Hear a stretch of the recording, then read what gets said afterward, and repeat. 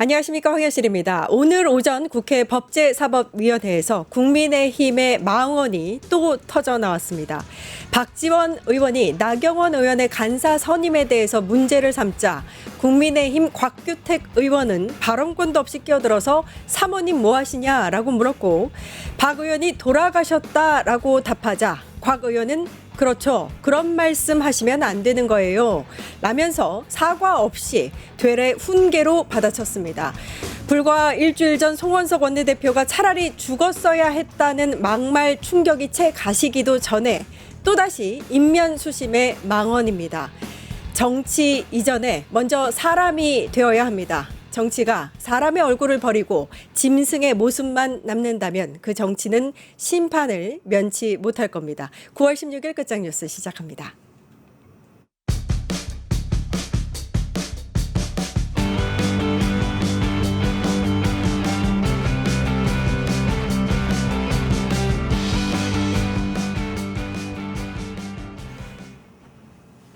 네, 김종대 전 의원님과 외교 안보, 정치 핵심 이슈들을 짚어보겠습니다. 김종대의 전략실 의원님 나와 계십니다. 안녕하세요. 네, 안녕하세요. 네.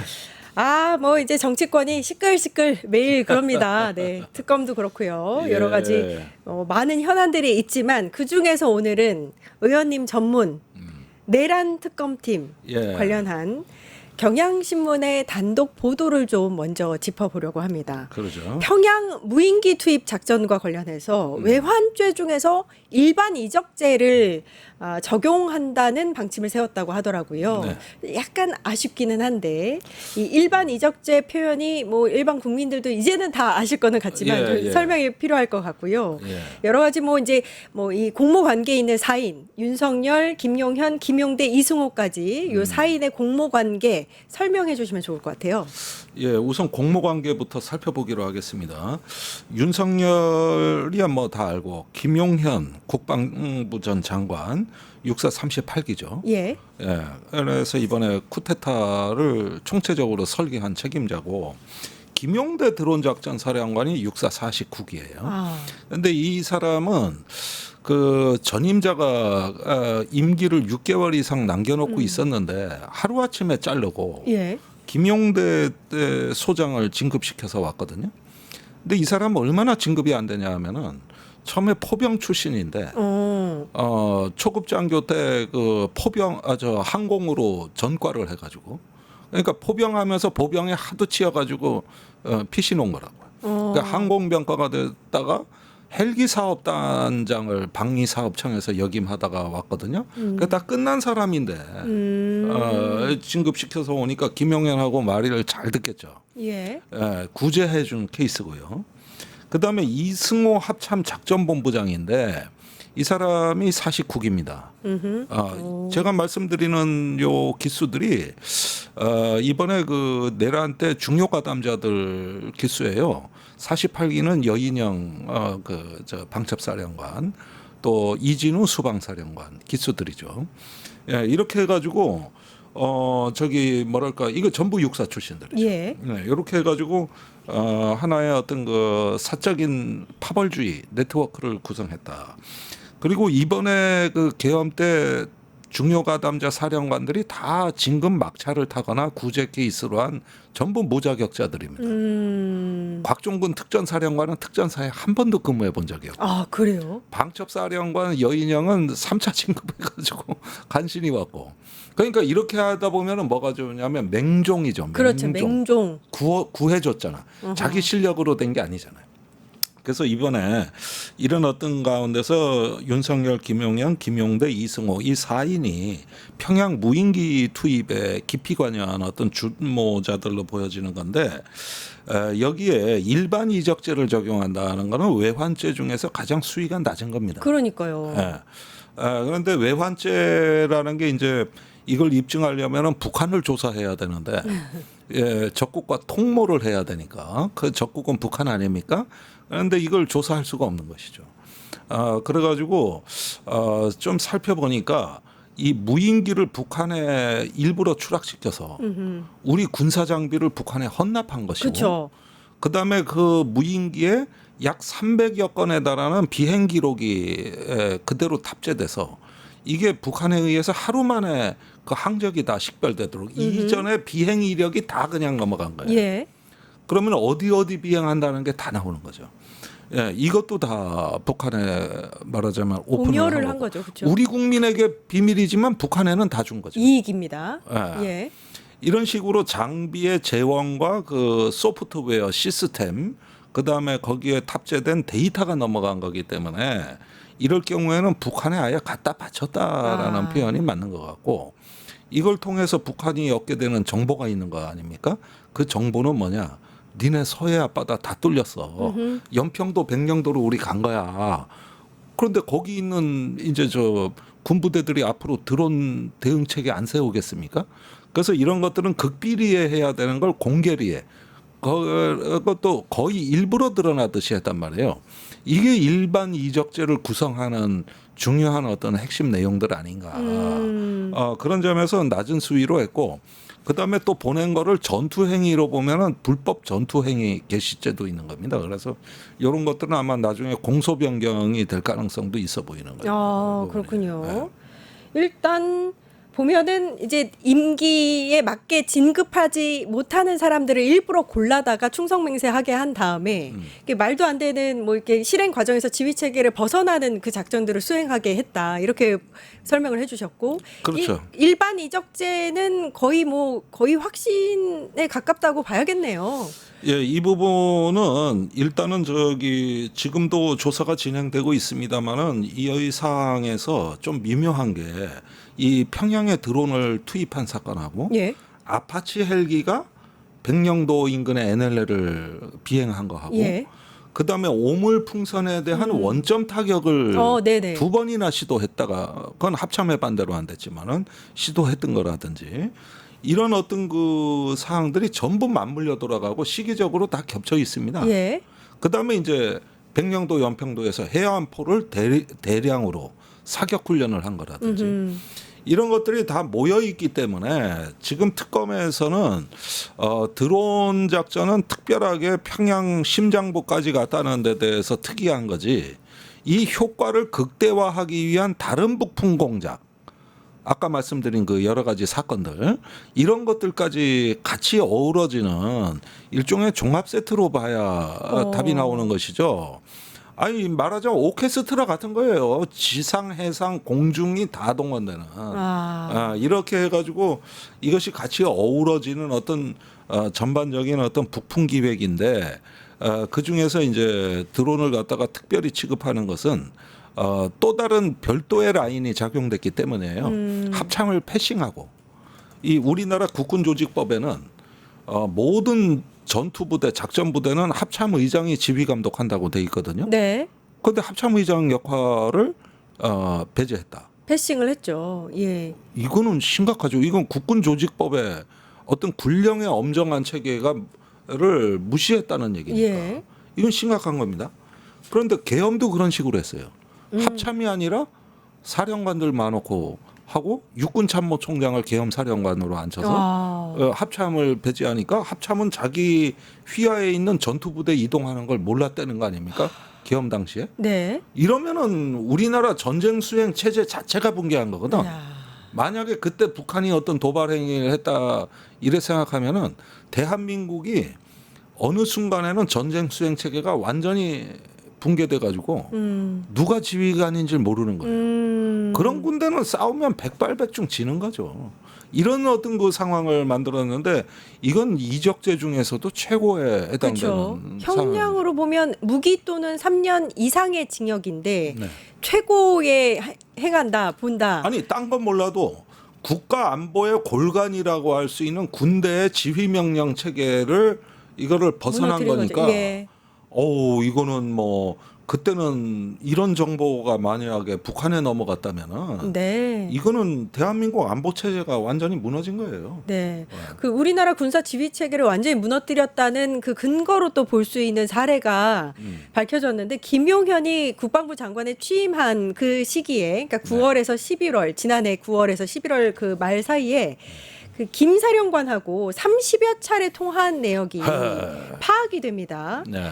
김용현과 김용대 네. 어떻게 보세요 이거는? 그러니까 이 문제 역시도 이렇게 어떤 전투 사령부, 드론 작전 사령부에다가 지시를 할 경우에는 국군 조직법에서는 반드시 합참 의장을 경유해라. 네. 자, 이런 제도가 왜 있는 거냐? 어떤 그 권력자의 독단으로 전쟁을 일어나지 않도록 하기 위한 신중을 기하고 수구일을 하라는 이런 어떤 국가의 안전보장 장치입니다, 이게. 그래서 대통령도 함부로 못하는 거예요. 대통령이 뭔 안보상의 결심을 할 때는 NSC, 즉 국가안전보장회의를 거쳐야 되는 것이고 예. 그다음에 국방부 장관에게 그런 안전보장회의 NSC의 명령이 내려가면 이제는 군사 작전을 할 때는 합참 의장을 통해서 해라. 뭐냐 하면 합참은 정식 명칭이 합동참모 본부입니다. 여기에는 육해공군의 작전에 가장 전문성이 뛰어난 최고 엘리트 장교들을 배치를 해서 어떤 정치적인 명령이 있다더라도 그걸 군사적으로 검토를 할 수 있는 전문 기관을 만들어 놓은 거예요. 예. 그런데 권력자의 의중에 따라서 그런 어떤 수구위와 동의 과정이 생략되고 바로 전투 개시를 한다. 이렇게 되면은 이거는 민주공화국에 너무나 위험한 체제이기 때문에 이거는 헌법과 법률에서 굉장히 엄격하게 통제하는 절차입니다. 예. 그래서 NSC가 있고 합동참모회의가 있고 이렇게 하지. 아니 그렇게 되면 전투사령부는 직속 상관이 국방장관이 아니에요. 위에 상급자 더 거슬러 올라가면 군서열 1위 합참의장인 겁니다. 그런데 이거를 어기고 예컨대 79년에 하나회라는 이제 군 일파가 국방장관 합참의장 뭐 이런 거 다 걷어차고 자기들이 군사 행동을 한 걸 예. 우리가 내란이라고 안 하고 군사 반란이라 그래. 그래서 12.12 군사 반란이라 그렇죠. 그래야지 예. 12.12 내란이라고 안 하거든요. 그게 군사 용어인데 지휘 체계를 무시하고 하급자들이 군사 행동을 했다. 예. 이렇게 되면 이건 군사 반란인데 이건 사형밖에 없어. 군사법에 무기징역도 따라서 없어요. 무기징역도. 예. 이거는 즉결처형도 가능해요. 그런데 지금 일각에서는 이거 반란죄 적용을 해야 된다는 거예요. 그런데 대통령과 장관이 있으니까 그렇죠. 명령권자가 있으니까 반란죄는 좀 심하다 이 얘기인데 사실은 군 내부 체제로 보면 반란이죠. 그렇죠. 합참의장이 있는데 그냥 밑에서 막 움직였다? 그러면은 합참의장이 저 반란군 다 진압해라 이럴 수도 있는 거예요. 그래서 비상계엄 때 실제로 합참의장을 그런 식으로 패싱을 했는데 여기서 한 가지. 예. 우리나라 합참의장이 비상계엄 때까지 육사 출신이 아니라 해군사관학교 출신의 김명수 합참의장. 김명수였죠. 예. 핫바지지. 해군 출신. 밑에 육사가 말을 안 듣지. 나머지는 다 육사로 이루어져 있었는데. 이승호 작전본부장이 예. 그 밑에 작전 책임자인데 육사거든. 그러니까 육사 출신 장관하고 직거래를 하고 자기 직속 상관인 합참의장은 해군 출신이라고 핫바지로 보는 거죠. 그러니까 보통 육군이요. 제가 30년 넘게 군을 봐왔는데 해공군을 사람으로 안 봐요. 그런가요? 거기는 남 잘 되는 꼴을 못 보는데요. 남 잘 되는 꼴을 못 봐. 다른 군이. 네. 예.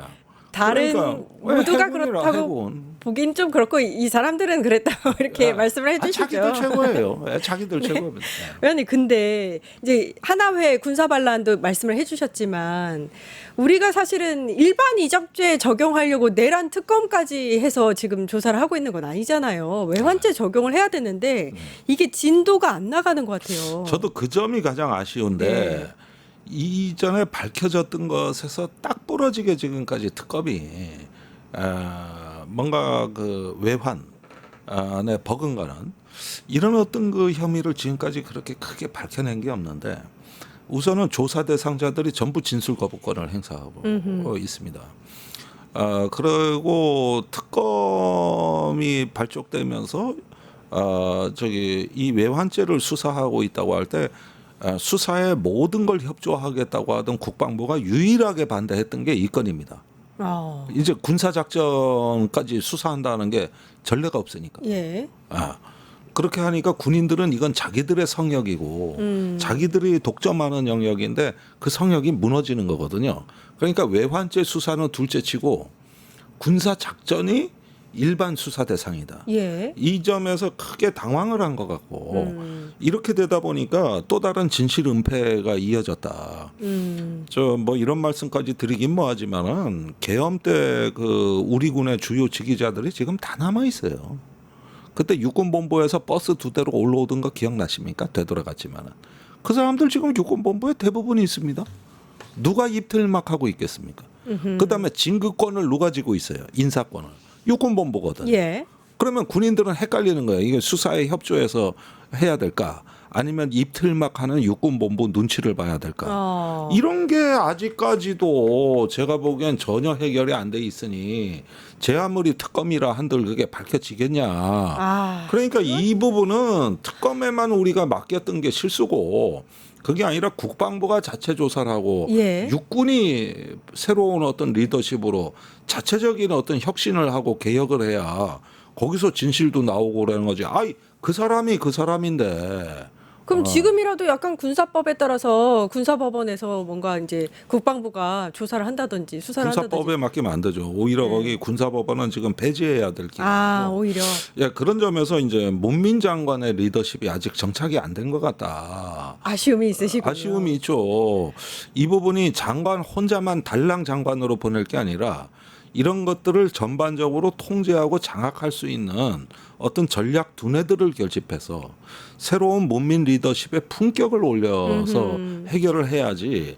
우리가 문민 장관 보냈으니 뭐 잘 알아서 하겠지. 웬걸 갔더니 완전히 포위당해 있단 말이야.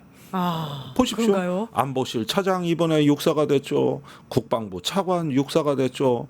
거기에다 민간인이 맡던 국방부 정책실장까지도 현역 육사 3스타가 왔죠. 전부 다 육사예요, 그러면? 그러니까 육사 불패 신화는 뭐 내란종식이니 뭐 특검이니 이런 건 너절너절한 거 있어봐도 육사는 불패다. 이거는 불변의 사실이라는 거예요. 이거는 불변의 사실이에요. 그러니까 결국 그 벽을 못 넘는 것 같아요. 안규백 장관이 이러시면 안 됩니다. 군대를 그냥 확 잡으셔야죠. 아니 근데 안규백 장관도 어떤 면에서 개혁적 인사를 건의했다가 반려된 걸로 지금 알려져 그런가요? 있는데 여러 군데로 그러니까 육사 출신이 아주 날고 깊기 때문에 뭐 용산으로도 뭐 로비가 들어가고 정치권으로도 들어가고 그러니까 장관이 등살에 그냥 소신대로 하기가 너무 어려운 거야 이게. 그래서 힘을 내시기 바랍니다. 예, 이런 부분들이 이제 최근에 일부 저 중앙 언론지의 칼럼에까지 등장을 하고 있기 때문에 지금 우리가 저 문민 장관을 응원하는 방법은 개혁의 목소리를 세게 내주는 겁니다. 우리가 안일하게 있으면 안 됩니다. 그러니까 내란 종식 그냥 되는 거 아니에요. 예, 저기 강하게. 이런 부분들은 엄청나게 많은 사람들의 희생과 노력으로 되는 거지. 다 장교들 입틀막 하고 있는 군내 권력자들을 청산하지 않고 사법 과정으로만 뭐 어찌어찌 내란을 이건 너무나 아니한 생각이고 그거 지나가고 나면 다시 원래대로 되더라고. 다 쳐내야 돼요. 네, 수십 년 전통이에요. 다 쳐내시기 바랍니다. 근데 이렇게 강한 얘기하고서 이걸 여쭙기가 조금 그렇긴 한데 이제 얼마 전에 특검법이 이제 뭐라 그러죠? 갑자기 생각이 안 나요. 네. 개정이 됐잖아요. 갑자기 단어가 생각이 안 났습니다. 특검법이 개정이 되면서 플리 바게닝이 이제 적용이 가능해졌단 말입니다. 그렇죠. 그러면서 이제 특검팀이 여인영하고 노상원한테 야 니네들이 불면 형량을 줄여줄게 이렇게 가려고 하고 있단 말이에요. 이게 좀 통할 거라고 보세요? 어떻게 보세요? 근데 여인영 노상원이 제일 중요 가담자들 중에는 제일 세게 버티는 자들이죠. 예, 그렇죠. 그리고 가장 많은 것을 안다고 봐야 되겠죠. 예. 그런데 이 수사가 검찰 특수본 수사에서 막혔던 거고, 지금 특검에서도 답보 상태인데, 물론 플리바게닝을 한다니까 이제 기대는 해봐야 되겠습니다만은, 그 여인형 휴대폰 메모에. 우리는 목숨 걸었다 이런 어떤 그 표현들이 나오잖아요. 예. 그러니까 곽종근 특전사령관 같은 경우는 술술 분다고. 그렇죠. 이진우 수방사령관은 그런데 여인형은 그렇지가 않아요. 그게 이 목숨 걸고 하는 자들이 이게 종류가 다르다고. 예.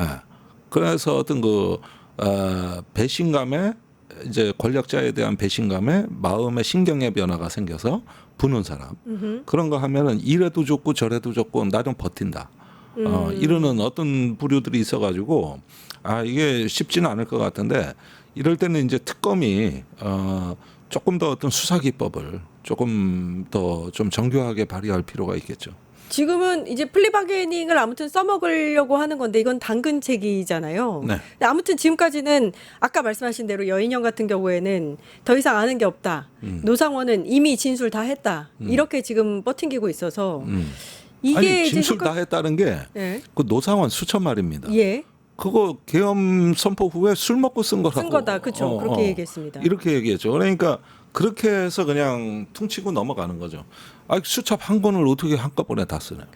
근데 일반 이적죄 적용을 하면서 겨우 이 플리바게닝 제안을 한다는 게 먹힐까 모르겠습니다. 근데 이 부분에 있는 말이죠. 이 특검이 정말 저는 좀 역사적인 어떤 순간에 도달한 게 뭐냐면은 이 대한민국의 무력이 어떤 이데올로기에 의해서 왜곡되는 충동적이고 그 정치적 무력이냐 아니면은 절제되고 어떤 합리적으로 어떤 작용하는 어떤 진짜 국가 안보의 자산이냐 이걸 결정하는 지금 기로에 놓여 있다. 그렇죠.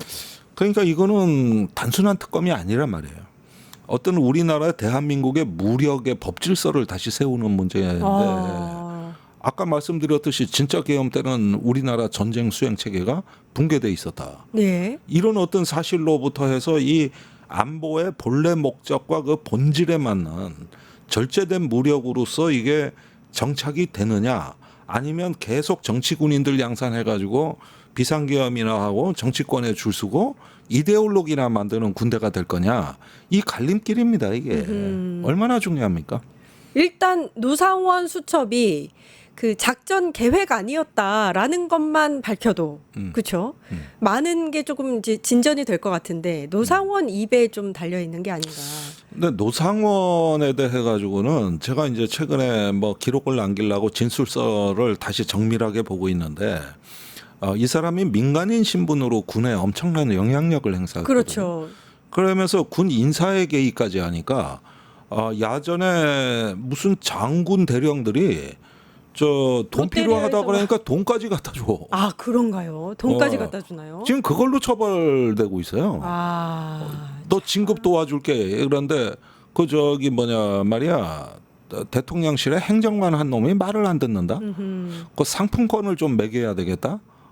그러니까 500만 원어치 상품권 사가지고 보내고. 또 돈이 필요하다 그러니까 1,000만 원 보내고. 장군들 대령들이 그 짓을 했다고. 완전히 가스라이팅 당한. 이제 뒤에는 윤석열과 김용현이 있었던 거죠. 와, 이거 그냥 동네 아저씨가 아니라 아주 그냥 생 양아치였네요. 그러니까 이게 말하자면 노상원 경우에는 자기가 몸담았던 현직에 있는 정보사령관을 쥐락펴락하잖아요. 네. 그러면서 대령들을 불러내서 지시를 나눌 때 성관이 직원들이 출근하면은 회의실로 다 잡아들여서 거기에서 신문을 하고 노태학 선관위원장은 내가 직접 담당한다. 니들은 야구방맹이 들고 뒤에 서 있어라. 그랬었죠. 예. 공포 분위기 조성해라.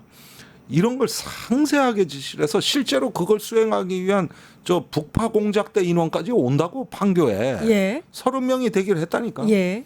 아니 이런 정도 영향력에다가 선관위 직원들을 갖다가 다 구금하고 한두 명을 갖다가 회유해서 양심선언을 시켜서 서버에 데이터를 조작했다는 진술을 받아내라. 그리고 그거를 내부 홈페이지에 띄워서 전 직원이 볼 수 있도록 한 다음에 그다음에 이제 서버를 포렌식한다. 굉장히 치밀했네요. 이러고 노태학은 내가 한다 그러고 준비한 게 야구방맹이 작두, 예. 호승줄, 케이블 타이 다 복면까지 준비했잖아. 이러는 거를 이게 술 먹고 계엄 끝나고 끄적끄적했다? 웃기는 소리 하고 있네. 그런데 거기에다가 수거 대상의 판사들도 있잖아요. 예. 그러니까 이런 것들이 본인이 정치는 잘 몰라도 뭘 해야 되는지는 안단 말이에요. 심지어는 국회 답사를 해가지고 계엄군이 출동하면 어디에 천막을 치고 앰뷸런스 몇 대, 식단은 도시락으로 한다. 이런 것까지 다 적었단 말이야. 이런 것까지. 그러니까 우리가 보는 거는 그 발상의 허황됨이 아니라 그 허황된 발상을 뒷받침하기 위한 실질적 실행 의지가 어느 정도였느냐. 이걸 보는 거거든요. 근데 이제 와서 이런 부분을 갖다가 이번 내란 사태에서 규명을 못 한다 그러면 안고 빠진 찐빵이지 그게 뭡니까 그게. 강하게 좀 갔으면 좋겠다. 이런 말씀이신 것 같습니다. 유튜브 구독하고 실시간 채팅과 댓글을 남기시면 매일매일 7,000TTCO를 드립니다. 참여 방법은 통통물 어플을 다운로드하고 회원가입과 로그인을 해주세요. 마이페이지에서 나의 회원 고유 번호를 복사해주세요. 유튜브 구독 후 실시간 채팅이나 댓글창에 고유 번호를 한 번만 입력하면 준비 끝! 지금 유튜브 채팅과 댓글 쓰기 참여하고 7,000TTCO 받아가세요.